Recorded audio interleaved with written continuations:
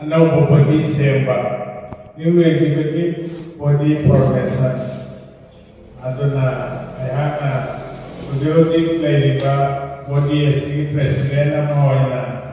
ujioji body asi the job tawwe, muthal lehana la professor.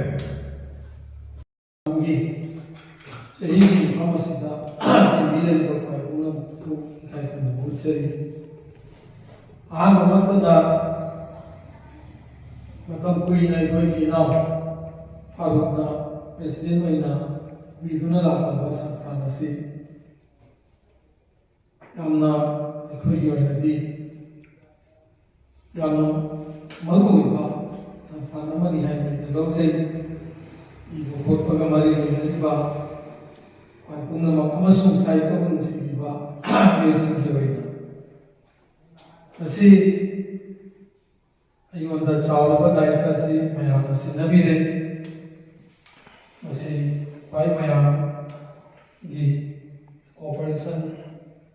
uthok tayo na sa ito say cooperation mayam di hanggang niya na sukasay.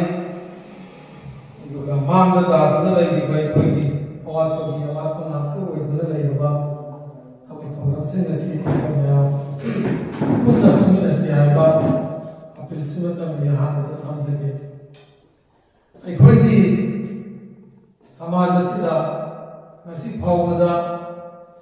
Manipuri loan capat naba ponderapa sidulga canda bagi kongjan kaya sesuatu yang baik di gerak lagi. Lagi kita benarti Manipuri medium dah mahir sing tambah orang pagi adwai dah Manipuri medium ni kali lagi primary level dah tamdan apa oha kudi lagi harapan singba iduna awal ko lama labi lamba bisa koi dirakta lagi adudagi ekogi schedule sa bagi matang asinasu ekoi laiki ekogi alaman sing mama nuluda ome nuluda adudagi ekoi mana MP wajragasu kamaduda ekogi leftist MP singa unaduna nimdilita parliament masigi ekogi kenosi Asal orang orang berada yang mencampur bola masuk lauki masih tersunatkan ayat pergi hati halaman sini ama pergi lagi kita baik mana ba jauh mia maaf sudah juga tak pernah pungzang kerja selalu yaki aduh baik pergi yang naik pergi ke orang bamana asyik pergi historical iba kau doa kau sih nasi ekoi documented form da ekoi na thammanam de masina asigi record sing ekoi ne la pa kam da ekoi yamna recorded koi bomom da thengna da ba aduna na thai na sat ki bana ta lama da ai basi sigumba no sin sigi dol lai basi nasi isu masih record ta lai ka bomna atau masih cahaya kisan kaya matung tadi masih kutobo kanta ayat tu dia ekor rekod lagi na hari ko yaad bagi ekor bagi chance lagi masih iman masih ekor na tinggal kita biasa lagi aduna aina aja ni bagi masih ilam dasu ada creative writing hakna kavita bagi masalah kumba upanyas kumba bagi sailing kumba iba kakna ekor di masih kumba article Sigumba bagi historical oiba writing asom da so bagi irak kagi toga ko isanu program dingi aduga to bo apa manai bagi writers naharo writers program di oiba to magazine matan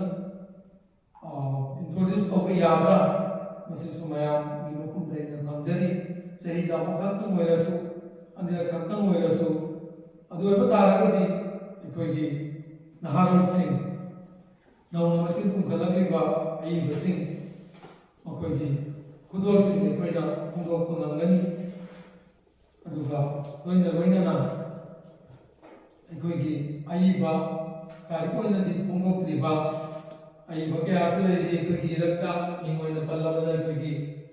Mufti ꯖꯤꯌꯥꯎꯔ Rahman इनाम जियाउर रहमान जमील हुसैन इनाम शमसुल हुदा अदुगा कोई इनाम सिगिसु लेरंगनी अइना मिंगोइना पंजमसिदा चिथौबा कयासु सोइदना लेरंगनी मखोइ के अइबसिन सोइ कोइना फोंदोक्ननबा अदुगी थौरांदो कोइना पाइखत्सि अखोइगी फोरामसिगी एनो मखादा banner मखादा अदुगा अखोइगी लेखिबा अखोइगी लेखिद्रबा अइबसिन खुदम ओइना अखोइ ओजा खैरुद्दीन सिंहबा अखोइगिसु अखोइना पोकपगी मपोक नुमित पालन थौराम अतोपा अखोइगी कवि चावल कमल अतै अतै लेखिबसिंसिगा लोइनना असिसिंसिसु बै पांथोकना होनसि अदुगा मफम मफमदा चलगा अखोइ मतम मतमगी ओइबा अखोइ साहित्यगी ओइबा थबक थौरमसिंग अखोइगी खुंगंग खुंगंगदा चलगा पांथोकनबा होनसि अखोइगी समाज असिदगी अतैगसु हेन्ना अखोइ इबा पुथोकनबा होनमिनसि हाइबा अपील असि थमजबगा लोइनना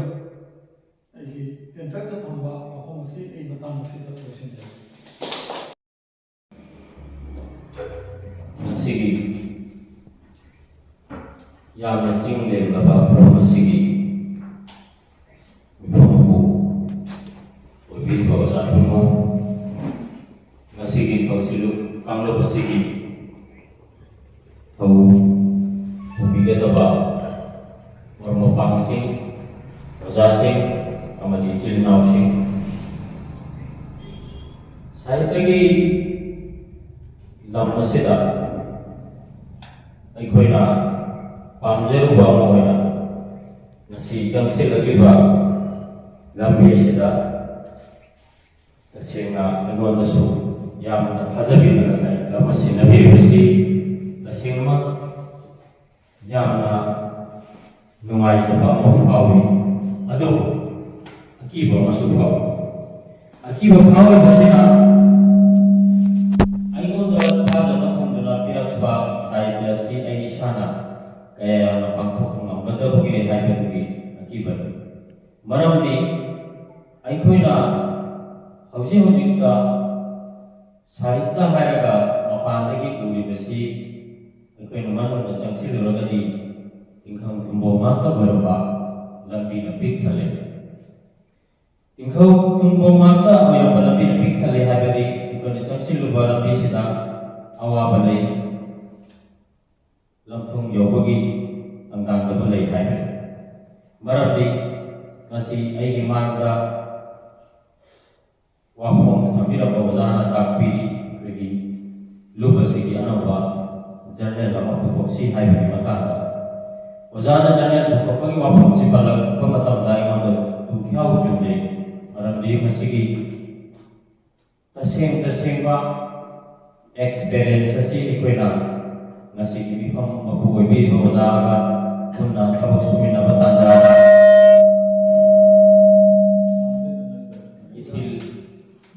ithil puthoki ba matam lagi ikoina thengana hamkiba awan mai wari kaya sile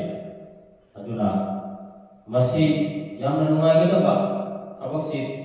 taugi haina changsin rabusingda di yang nungaigedaba ama hekna ai wafam sina changsin ge khali busingda di puning han gadaba adu wafam man maramni aikoina ithil uthok bagi masang asi maipuna kodani ngai kanda ahing khangdi nutil khangdi mayek sarat bagi boyo ruti bagi boyo Sien hai bagi koyo akoina jenjekiba lamdang kuning sida akoina mambo phawba onna jaduna masi akoigi batonganba sahityagi lam sida karingba khara tawbung ambagi lambi adu jaksil jobagi wani adubu awaba singsina akoina hehe uning handana ninghan abadi pokhale adubu akoi ꯃꯥꯡꯗ ꯂꯥꯛꯂꯤꯕ ꯆꯍꯤ ꯈꯔꯁꯤꯗ ꯑꯅꯧꯕ ꯑꯍꯣꯡꯕ ꯀꯌꯥ ꯂꯥꯛꯇꯨꯅ ꯑꯩꯈꯣꯏꯅ ꯇꯧꯒꯦ ꯈꯟꯖꯔꯤꯕ ꯑꯁꯥꯁꯤꯡ ꯑꯁꯦ ꯑꯩꯈꯣꯏ ꯃꯥꯏ ꯄꯥꯛꯍꯟꯕ ꯉꯝꯕ ꯑꯣꯏꯍꯟꯕꯤꯌꯨ ꯍꯥꯏꯅ ꯑꯩꯅ ꯑꯜꯂꯥꯗ ꯗꯨआ ꯇꯧꯖꯔꯤ ꯑꯩꯈꯣꯏ ꯉꯁꯤꯗꯤ ꯑꯩꯈꯣꯏ ꯏꯁꯥ ꯏꯁꯥꯒꯤ ꯋꯥꯔꯤ ꯁꯦꯝꯗꯨꯅ ꯊꯝꯕꯒꯤ ꯇꯉꯥꯏꯐꯗꯕ ꯃꯇꯥꯡ ꯑꯃ ꯑꯣꯏꯔꯛꯂꯤ ꯃꯔꯝꯗꯤ ꯑꯩꯈꯣꯏꯒꯤ ꯃꯥꯡꯗ ꯍꯧꯈ꯭ꯔꯤꯕ ꯑꯍꯜꯁꯤꯡꯅ ꯇꯧꯔꯝꯕ ꯊꯕꯛ ꯊꯧꯔꯝꯁꯤꯡ ꯉꯁꯤꯗꯤ ꯀꯅꯥꯅꯁꯨ ꯊꯧꯁꯥꯕꯤꯗꯅ ꯇꯥꯕꯤꯗꯅ ꯀꯗꯥꯏꯗꯁꯨ ꯑꯏꯕ ꯑꯣꯏꯅ ꯂꯥꯆꯟꯕꯤꯗꯅ ꯊꯝꯂꯛꯄ ꯃꯇꯥꯡ ꯑꯃ ꯑꯣꯏꯔꯤ ꯍꯥꯏꯔꯤꯕ ꯇꯥꯡꯀꯛꯁꯤꯡ ꯑꯁꯤꯗ ꯑꯩꯈꯣꯏꯒꯤ ꯄꯨꯛꯅꯤꯡꯗ ꯅꯨꯡꯉꯥꯏꯍꯟꯗꯕ ꯋꯥꯔꯧꯍꯟꯕ ꯄꯣꯛꯄꯁꯤ ꯅꯠꯇꯕꯗ ꯑꯩꯈꯣꯏꯅ ꯑꯩꯈꯣꯏꯒꯤ ꯂꯝꯕꯤ ꯑꯃ ꯇꯉꯥꯏꯐꯗꯅ ꯊꯤꯔꯛꯄꯒꯤ ꯇꯥꯟꯖꯥ ꯑꯗꯨꯁꯨ ꯑꯩꯈꯣꯏꯒꯤ ꯃꯥꯡꯗ ꯂꯩꯔꯛꯂꯤ ꯑꯗꯨꯅ ꯉꯁꯤ ꯂꯣꯟꯒꯤ ꯃꯣꯚꯃꯦꯟꯇꯕꯨ ꯑꯣꯏꯔꯣ ꯅꯠꯇ꯭ꯔꯒ ꯑꯇꯣꯞꯄ ꯍꯤꯔꯝ ꯀꯌꯥꯗꯁꯨ ꯊꯥꯡꯒꯩ ꯁꯦꯡꯅ ꯄꯥꯡꯒꯜꯒꯤ ꯑꯣꯏꯕ ꯑꯍꯜ ꯂꯃꯟꯁꯤꯡꯒꯤ ꯑꯣꯍꯗꯥ ꯂꯩ ꯍꯥꯏꯕꯁꯤ ꯀꯅꯥꯅꯁꯨ ꯌꯦꯠꯄ ꯉꯝꯂꯔꯣꯏꯗꯕ ꯋꯥꯐꯝꯅꯤ ꯑꯗꯨꯕꯨ ꯑꯁꯤꯒꯨꯝꯕ ꯑꯩꯈꯣꯏꯒꯤ ꯑꯍꯜꯁꯤꯡꯅ ꯇꯧꯖꯔꯝꯕ ꯑꯩꯈꯣꯏꯒꯤ ꯑꯍꯜꯁꯤꯡꯅ ꯀꯠꯊꯣꯛꯄꯤꯔꯝꯕ ꯑꯁꯤꯒꯨꯝꯕ ꯋꯥꯔꯤꯁꯤꯡ ꯑꯁꯦ ꯀꯗꯥꯏꯗꯁꯨ ꯑꯏꯕ ꯑꯃꯅ ꯍꯥꯏꯕꯗꯤ ꯉꯁꯤꯗꯤ ꯃꯦꯖꯣꯔꯤꯇꯤ ꯑꯃꯁꯨꯡ ꯃꯥꯏꯅꯣꯔꯤꯇꯤꯒꯤ ꯋꯥꯐꯝ ꯑꯃ ꯂꯥꯛꯏ ꯑꯏꯕꯁꯤ ꯍꯧꯖꯤꯛꯇꯤ ꯑꯌꯥꯝꯕꯅ ꯃꯦꯖꯣꯔꯤꯇꯤꯒꯤ ꯁꯥꯏꯠꯇ ꯑꯣꯏꯔꯒ ꯂꯩꯕꯅꯤꯅ ꯃꯇꯝ ꯈꯨꯗꯤꯡꯃꯛꯇ ꯑꯩꯈꯣꯏꯁꯤ ꯁꯥꯔꯀꯜ ꯁꯦꯟꯇꯔꯗꯒꯤ ꯐꯤꯕꯥꯟꯗ ꯂꯩꯕ ꯀꯝꯃ꯭ꯌꯨꯅꯤꯇꯤ ꯑꯃ ꯑꯣꯏꯗꯨꯅ ꯂꯥꯛꯏ ꯃꯁꯤꯒꯤ ꯈꯨꯗꯣꯡꯆꯥꯕꯁꯤ ꯂꯧꯔꯒ ꯑꯩꯈꯣꯏ ꯑꯁꯤ ꯉꯁꯤꯗꯤ ꯑꯁꯨꯝ ꯇꯣꯔꯕꯥꯟꯒꯤ ꯃꯅꯥꯛꯇ ꯆꯪꯈꯤꯕꯅ ꯀꯅꯥꯅꯁꯨ ꯎꯗꯕ ꯃꯤꯑꯣꯏ ꯐꯨꯔꯨꯞ ꯍꯥꯏꯕꯗꯨ ꯑꯣꯏꯍꯧꯔꯦ ꯃꯁꯤ ꯇꯁꯦꯡꯅ ꯌꯥꯝꯅ ꯄꯦꯟꯗꯅꯤꯡꯉꯥꯏ ꯑꯃꯅꯤ ꯑꯗꯨꯅ ꯑꯩꯅ ꯉꯁꯤꯒꯤ ꯃꯤꯐꯝ ꯑꯁꯤꯒꯤ ꯈꯨꯗꯣꯡꯆꯥꯕ ꯂꯧꯖꯔꯒ ꯑꯃꯗꯤ ꯉꯁꯤ ꯇꯤꯟꯕꯤꯔꯤꯕ ꯑꯈꯪ ꯑꯍꯩ ꯑꯣꯖꯥꯁꯤꯡꯒꯤ ꯃꯃꯥꯡꯗ ꯑꯩꯅ ꯊꯝꯖꯅꯤꯡꯕ ꯋꯥꯐꯝꯗꯤ ꯑꯩꯈꯣꯏ ꯏꯁꯥꯒꯤ ꯄꯨꯋꯥꯔꯤ ꯏꯁꯥꯅ ꯂꯥꯆꯟꯗꯨꯅ ꯊꯝꯂꯝꯕꯒꯤ ꯌꯥꯝꯅ ꯇꯉꯥꯏꯐꯗꯕ ꯃꯇꯥꯡ ꯑꯃ ꯑꯣꯏꯔꯦ ꯑꯗꯨꯅ ꯃꯥꯏꯀꯩ ꯑꯁꯣꯝꯗ ꯃꯤꯠꯌꯦꯡ ꯆꯤꯡꯁꯤꯜꯂꯒ ꯑꯩꯈꯣꯏꯒꯤ ꯑꯣꯏꯕ ꯂꯝꯕꯤ ꯑꯃ ꯊꯣꯟꯕꯒꯤ ꯋꯥꯐꯝꯗꯁꯨ ꯑꯩꯈꯣꯏ ꯈꯟꯅꯕꯒꯤ ꯃꯇꯝ ꯑꯗꯨ ꯊꯦꯡꯂꯕꯅꯤ ꯍꯥꯏꯕꯁꯤꯅꯦꯕ ꯃꯌꯥꯝꯅ ꯊꯝꯖꯒꯦ ꯋꯥꯐꯝ ꯈꯔꯁꯤ ꯊꯝꯖꯔꯒ ꯑꯩ ꯉꯁꯤ ꯋꯥꯐꯝ ꯑꯁꯤ ꯂꯣꯏꯁꯤꯟꯖꯔꯤ ꯆꯤꯡꯂꯦꯝꯂꯕ ꯅꯍꯥꯔꯣꯜ ꯔꯥꯏꯇꯔꯁ ꯐꯣꯔꯝ ꯑꯁꯥꯝꯅ ꯁꯤꯟꯖ ꯂꯥꯡꯖꯗꯨꯅ ꯃꯣꯗꯦꯜ ꯍꯥꯏ ꯁ꯭ꯀꯨꯜꯒꯤ ꯌꯥꯝꯅ ꯐꯖꯔꯕ ꯔꯨꯝ ꯑꯁꯤꯒꯤ ꯃꯅꯨꯡꯗ ꯉꯁꯤ ꯑꯅꯧꯕ ꯕꯣꯗꯤ ꯑꯃꯁꯨ ꯁꯦꯝꯃꯦ ꯑꯗꯨꯒ ꯃꯃꯥꯡꯗꯒꯤ ꯇꯧꯔꯛꯄ ꯊꯕꯛꯁꯤꯡꯁꯨ ꯑꯩꯈꯣꯏꯅ ꯃꯃꯥꯡꯗꯒꯤ ꯄꯨꯔꯛꯄ ꯄ꯭ꯔꯦꯁꯤꯗꯦꯟꯠꯗꯒꯤ ꯑꯩꯈꯣꯏꯅ ꯍꯥꯏꯐꯦꯠ ꯈꯪꯕ ꯉꯝꯃꯤ ꯑꯩꯈꯣꯏꯒꯤ ꯑꯣꯏꯕ ꯃꯅꯤꯄꯨꯔꯤꯒꯤ ꯃꯅꯨꯡꯗ ꯂꯩꯕ ꯃꯅꯤꯄꯨꯔꯤ ꯄꯥꯡꯒꯜꯁꯤꯡꯒꯤ ꯍꯧꯔꯒꯗꯤ ꯌꯥꯝꯅ ꯃꯁꯤꯡ ꯂꯤꯛꯅ ꯐꯪꯕ ꯑꯗꯨꯒꯨꯝꯕ ꯄ꯭ꯂꯦꯠꯐꯣꯝ ꯑꯃꯅꯤ ꯍꯥꯏꯖꯅꯤꯡꯉꯤ ꯍꯥꯏꯔꯤꯕ ꯑꯁꯤꯒꯨꯝꯂꯕ ꯁꯪꯁꯊꯥꯟ ꯑꯁꯤꯅ ꯑꯩꯈꯣꯏꯒꯤ ꯇꯨꯡꯗ ꯂꯥꯛꯀꯗꯕ ꯅꯍꯥꯔꯣꯜ ꯑꯏꯕꯁꯤꯡꯕꯨ ꯌꯥꯝꯅ ꯐꯖꯕ ꯄ꯭ꯂꯦꯠꯐꯣꯝ ꯑꯃ ꯄꯤꯒꯅꯤ ꯍꯥꯏꯕꯒꯤ ꯊꯥꯖꯕ ꯂꯩꯖꯩ ꯑꯗꯨꯒ ꯑꯩꯈꯣꯏꯒꯤ ꯑꯣꯖꯥꯁꯤꯡꯅ ꯗꯥꯏꯁꯇꯒꯤ ꯉꯁꯥꯏ ꯄꯟꯈꯤꯕ ꯆꯍꯤꯒꯤ ꯑꯣꯏꯕ ꯃꯦꯒꯥꯖꯤꯟ ꯑꯃ ꯑꯩꯈꯣꯏ ꯄꯨꯊꯣꯛꯅꯕ ꯍꯣꯠꯅꯁꯤ ꯍꯥꯏꯕꯗꯨ ꯑꯩ ꯌꯥꯝꯅ ꯊꯋꯥꯏ ꯍꯛꯆꯥꯡ ꯌꯥꯎꯅ ꯁꯧꯒꯠꯆꯅꯤꯡꯉꯤ ꯑꯩꯈꯣꯏꯒꯤ ꯑꯣꯏꯕ ꯂꯩꯍꯟꯁꯤ ꯍꯥꯏꯕꯁꯤ ꯑꯩꯈꯣꯏ ꯌꯥꯝꯅ ꯃꯃꯥꯡꯗꯒꯤꯁꯨ ꯍꯣꯠꯅꯖꯔꯛꯈ꯭ꯔꯦ ꯑꯩꯈꯣꯏꯒꯤ ꯃꯔꯨꯞ ꯍꯥꯁꯟꯅ ꯊꯋꯥꯟꯃꯤꯆꯥꯛ ꯈꯔꯥꯏꯅ ꯄꯨꯊꯣꯛꯄ ꯃꯃꯥꯡꯗ ꯑꯩꯈꯣꯏꯅ ꯏꯊꯤꯜ ꯅꯣꯔꯠ ꯏꯁ ꯄꯥꯡꯒꯜ ꯑꯦꯁꯣꯁꯤꯌꯦꯁꯟꯅ ꯁꯤꯙꯔꯛꯂꯕ ꯃꯇꯨꯡꯗ ꯃꯗꯨꯗ ꯊꯕꯛ ꯑꯣꯏꯅ ꯄꯨꯕꯤꯔꯝꯕ ꯑꯣꯖꯥꯁꯤꯡ ꯈꯔ ꯄꯨꯜꯂꯒ ꯑꯩꯈꯣꯏ ꯑꯣꯖꯥ ꯑꯦꯐ ꯑꯍꯃꯗ ꯑꯗꯒꯤ ꯑꯣꯖꯥ ꯐꯥꯔꯨꯛ ꯑꯣꯖꯥ ꯖꯃꯥꯜ ꯑꯁꯨꯃꯥꯏꯅ ꯃꯊꯪ ꯑꯗꯨꯒꯤ ꯃꯇꯨꯡꯗ ꯑꯃꯨꯛ ꯑꯣꯖꯥ ꯍꯃꯤद एस मुहिबुर रहमान इसामत asumai na mathang aipoi volume 1 2 3 4 adumai na 4 fawagumba di satamra ai si adumai na salama matungda aipoi ithil si mathang puthokpa ngamdadana chahi kya amuk leijekre hojik ai apamba motni mayamda ina sum thamjaningbadi karigumba journal ama aikoina puthoksi haragadi mayam sumu review puthokpa taragadi ming siaina aigi oina haijabani aisu ithil laibasi su thamningi aigi kari haragadi mayam su haifet ithil laibasi mamangda volume 1 2 3 4 fangnakhrabadina ungdasu adugi mingdu da sum writers forum na chatharakdasu mingdu khak thambibuda toina kaibai raina khanjai karige haibadi madudi yawba membership dasu aikoi manung dasu object writers forum dasu anambu yauri aduna sidi mayam mo ki wafam ni abutaragadi aigoiba personal mo kaina pijabadi madudi mingdu da oina asum thambada kaibai raina igi thambiu haijani aduga aikoi yaragadi sigi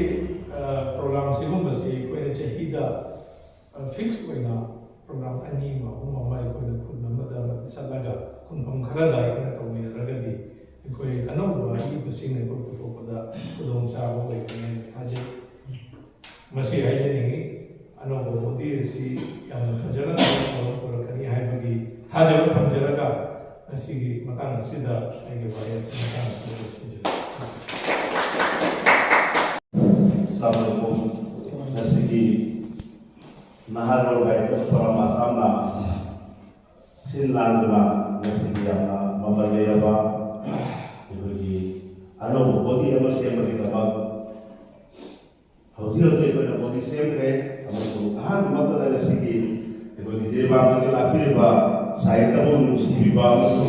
punai masak poglaba oda e phame loilana aiyama oda tahir sadaba loilana oda Abdul Hamid Mapoi sisi apa namula setang ni, wajib bisa kali mapan Manipur masuk. Even Bangladesh mau pergi, wajib program kaya ada mapoi ming panel kali, luar dana ini apa, wajah Rizal Karim, luar dana sigi, wajah MS Zaman, luar dana dia apa, wajah Bududdin, Inaw Hasan bilai kamu pun dia bagi nungai ba pawon su ai ni hana ta tamjage ma ma ke din su tamam na gani ai kale adu galwai na e bagi mangga thau miram ba Nahar Writers Forum Assam ki president ki tham bai miram ba ai baru Farooq Ahmed loi na Nur Hussain Chaudhary waza Samsul Huda ai bagi social worker Ziaur Rahman Musti loi na Hindu bakwai pun bakwai maike jadi hamoi nung siba amasung nasi kisem di babodi asina sahitya ki koina watuna lewa posat kayama meghalakani habagi hajaba amadu hajabadu yang berkawal kami sahitya hamasi samas ki mingseli adu mingseli nasi memiwe kayani yang habasi ai koina matang puding makta kan thaba masangi ko Mui karena sailing iraga kata sahitya mapung mari belate sahitya nayal sangi sahitya ekoi di tumda horaka dariba mirol singa sahitya na lauriba ekoi di pining diba messaging sahitya samas na wariba amoda kai kaya marum sahitya di kutang na pungo pangakani piyan daba natraga na ekoi di kaning madapi ba tang kaya hai bataraga di sahitya kalam di thauna siyam na matik magunde hai batu ai na honu na hai balasu nasiki house of the mir bamyana hena khangbiram gani hai badu ai di oibam mo thamjari loina na nasigi ai khoina Manipuri Sahitya Parishad hai ba matam da ko uribasi ai khoi si kunai ni pulaga Manipuri oibani tawbata bu ngasi mari ko phiru masi chumdagi ai khoi si ngol masani sum hai ba ngol masani kari chare hai ba si hangininga ni taba ai khoi si parents yaw ba samas amagum ai khoi masak si laina uhandana balak rakwa lalong kayama ai khoi no phangi masing lalong sikadigi ngakthokduna hingge haiba taragadi ngasigi naharol guidance program semliba asumna mataw asumna atopa sahitya oiba akhoi oiba kaya manu thauna phana thabak tawrakpa ki tangai padaba du lei loina na aikoina hudi ngasi kuidana maitei sahitya sabha haina Guwahati da makoi oiba sansthan semba jawre masida tagirodi Manipuri sahitya parishad haibada aikoi si yaudarbra haibu hangma lai loina Manipuri sahitya parishad ki hobi chaurba Assam government na chaurba sanction kaya marma pi sanction ji pirma matunda sahitya ki puri basingasi kalamga mari lena daba kaya marma kham paiba aikoi thengre mamanga sahitya parishad Assam gi mifamda ai samagalani wajasi loina jawi matang aduda thengre ko pasal asi kaino aikoi oiba guru sing sigi pangthom thokpa adhikar sing aikoi ne kari tawi sahitya da ngasi kasardagi leihidrama marom waja khairuddin loina waja Abdul Sahid Chaudhary ma ki hek namtham da waja Tahir Ali miyam namasa khanglaba aibani loina yam Abdul Hamid Kamini Kumar Awardini loina makoi sing asibu aikoi na Ipam thokpa matam khudimata aikoi loba thamai nungi nungsiba makoina tawpa thabak torom sida aikoi saugatpa ikai khunapam piba haibasi tungi mirona yamna tangai padana makhan mathen ki sahitya ki oiba thorom kaya anthokuna aikoi su leidi aikoi su sahitya ki thabak sui haibasi khangan bagi tangai padaba kana lage haina lode loina aikoi next generation da sahitya na lawda thogam sing adu angang sing dagangan bagi tangai padaba lei adu aikoi da nungai ta ko sama na kai no habida ngasi aikoi ki society da atawa so ko pam pai ba mu kaya mo lei to ba tabu sahitya ki matang no ko matang dati chumna ki ai ba manga ta tilaga aikoi da sahitya ma ko pare ai no ko thokte ai na ai ji oi ba ai mo thamjari masi kana soi ne te to ro ngang do nate aikoi sahitya nungsi hairagati maduki nai ko thabak su mang chakat pamasangi ngasi lok thongdang pubigadariba wajasing asina thoina hena sahitya ki masak lami thokpa photo kaya maruma uthorkani loina aina thamjani ko omam swainage ngasi aikoi ki leihidraba comrade Nurhuda ma leihidre mahana kai tormi habase koina idana phongjuk taba taragadi ngasi dagi kai tarama tungdadi ma ko su phangla sabadai habase aki bamalai loina wada khairuddin Chaudhary makoi ki mapung numi oiro aikoi na kari mo khara ngamjaba khara palon tawba si tangai phate ai lode loina na hauji ki oiba sinari asuddi aikoi pangani oiba sahitya ka mayam marum leiri makoi sing asi aikoi na support piba makoi na torpa thabak tarom puding da aikoi oiba mayam society as a whole inclusive oina makoi ko support oba aduga aikoi leijadri ba hodi sahitya parishad aikoi member jaw toba aikoi awareness ngasi ki makoi pham karai no haibodo aikoi na thokla khali aduga loina na sahitya ki oiba thabak torom sing da program da aikoi ko ga haksing se mang na pambira ko da sing sina makoi oiba tanda da aikoi ko wai kharadi haibagi apilamane ngsi haidari base aduga kutokna sahitya ki maram da ai sadu khamde bami nate tawto sahitya budi nusite aduga ngasi ki tinbir ba paitarabu ai maike ki nungsiba amasung thau ubira kadal basing bosu aina ai ki maike ki congratulations bijari loina mang ubiramba waza baru amil bosu ai ki maike ki thaga phung teri wahi bangatara sa kana bo aina lan beliau so ai maike teri ngaki gani hai bagi asal tamlaga wafam thamlaga teri thank you